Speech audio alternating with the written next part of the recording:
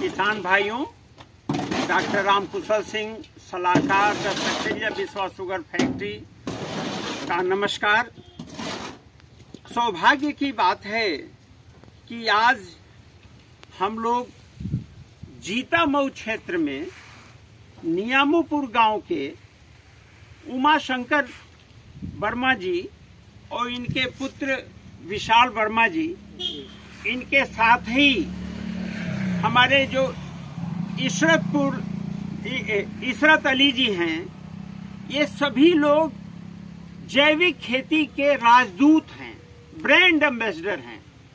आप देखिए, यह पेड़ी है और इस पेड़ी में मैं बद्री विशाल जी से चाहूंगा कि ये बताएं कि इसकी पहले पत्ती बिछाए थे, फिर इसमें हल्का सा जो है ट्राइकोडर्मा सिंचाई के साथ डाले, सारा का सारा डिकम्पोज हो गया और आपने पूर्णतया जैविक खेती से इस पेड़ी का ये 82-72 में किले आप गिन भी नहीं सकते और 1 महीना 3 दिन हो गया इसको सिंचाई हुए।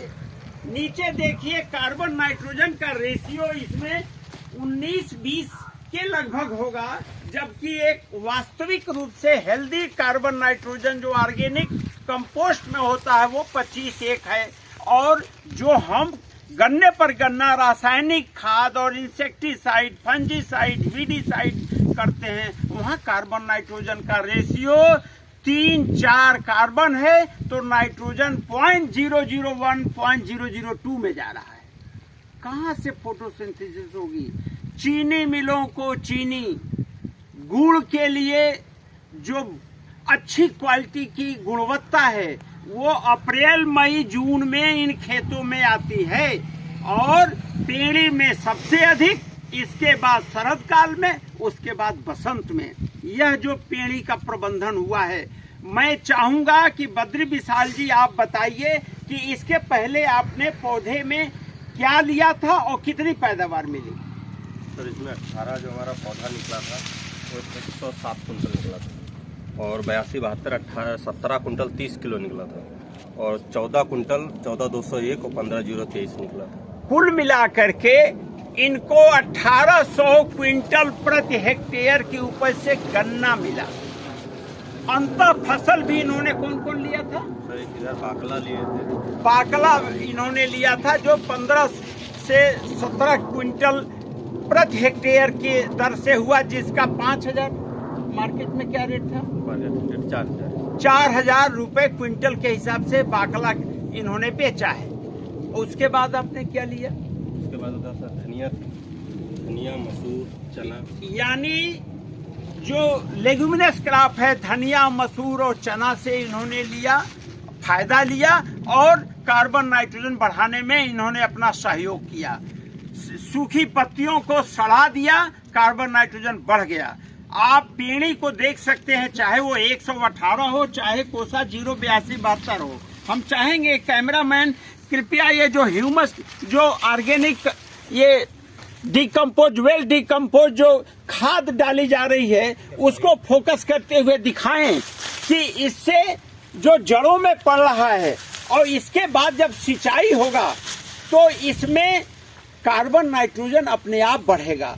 और मित्रों, मैं केवल ये कहना चाहता हूँ कि गन्ने के किसान, गन्ने की खेती करने वाले जितना सफाई रखेंगे, बुराई करने के बाद जितने लंबे समय तक पानी नहीं देंगे, पानी तब देना चाहिए जब फसलें मुरझाने लगे और जब विल्टिंग आने लगे, तो उस समय पानी देने से क्या होगा? प्रकाश संश्लेषण की क्रिया बहुत तेजी से बढ़ेगी, जड़ें पानी की खोज में जमीन के नीचे 6 से 7 मीटर तक जाएंगी और आपका गन्ना गिरेगा नहीं। 5 फीट की दूरी, सीधी लाइन, और इसमें प्रकाश संश्लेषण के लिए जितना अधिक इसमें भोजन बनेगा उतना ही अच्छी गुणवत्ता का गुड़ मिलेगा, उतना ही अच्छी गुणवत्ता की चीनी मिलेगी, जिसका पोल परसेंट हाई होगा, ब्रिक्स परसेंट हाई होगा, शुगर कंटेंट हाई होगा। तो जो लोग कहते हैं कि हम रिकवरी चीनी मिल में लेते हैं वो झूठ बोलते हैं। रिकवरी पेड़ी में पाई जाती है, रिकवरी पौधे में पाई जाती है, रिकवरी शुगर रिकवरी या गुड़ की जो पैदावार है वो खेत में होती है, वो सूरज भगवान की वजह से होती है, वो जैविक खेती से होती है।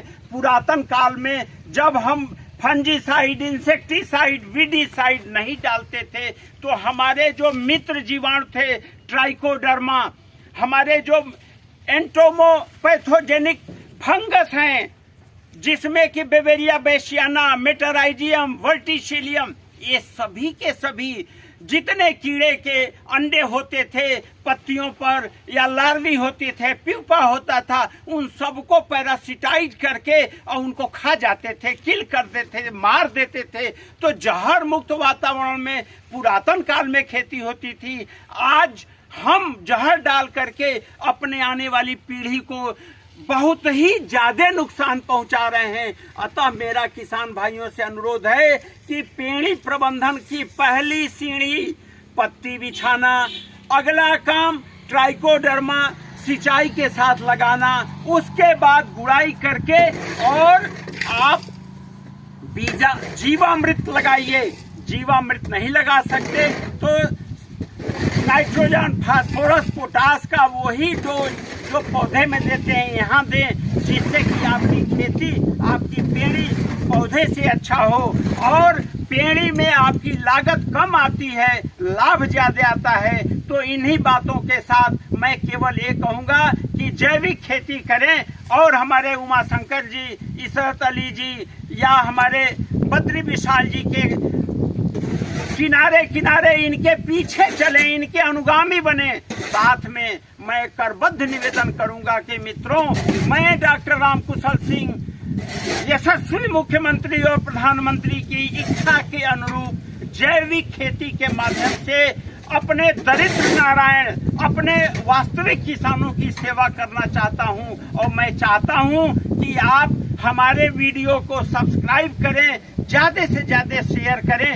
जिससे जहर मुक्त वातावरण में हम जैविक खेती करके प्रति इकाई क्षेत्रफल में अधिक से अधिक लाभ लें, जैसे कि बद्री विशाल जी ने लिया है। जय हिंद, जय भारत।